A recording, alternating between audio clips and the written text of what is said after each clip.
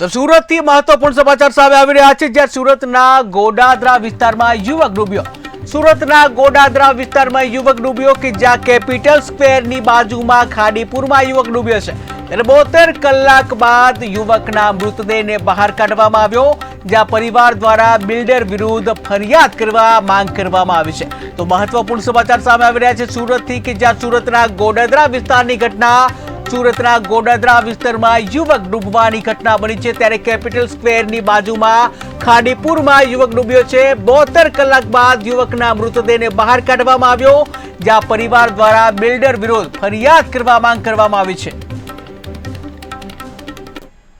Body 2 નંબરનું જે basement છે નીચે જ્યાં 30 ફૂટ પાણી છે, 30 ફૂટની અંદર બોડી ચાલી ગઈ હતી।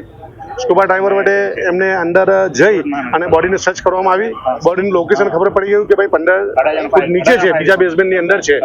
તો ત્યાં અંદર જઈને બોડી લોકેશન કર્યા પછી પણ બોડીને અંદરથી કાઢીને બહાર લાવવાની બહુ ક્રિટિકલ હતી, જેમાં 3 ડ્રાઈવર્સની મદદ લઈ એટલે ફાયર ડિપાર્ટમેન્ટના 2 માર્શલો અને એક કંપનીના માણસો 3 ડ્રાઈવર્સને સાથે અંદર એકી સાથે ઉતારી બોડીની ઉપર આખી જે છે લોકો 3 જણા તાકાત કરીને બોડીને સેફ્ટી નીચેથી બહાર કાઢી અને બહારથી એ બોડીને બાંધી અને અન્ય જવાનો વડે ખેંચી અને બહાર કાઢવામાં આવી છે।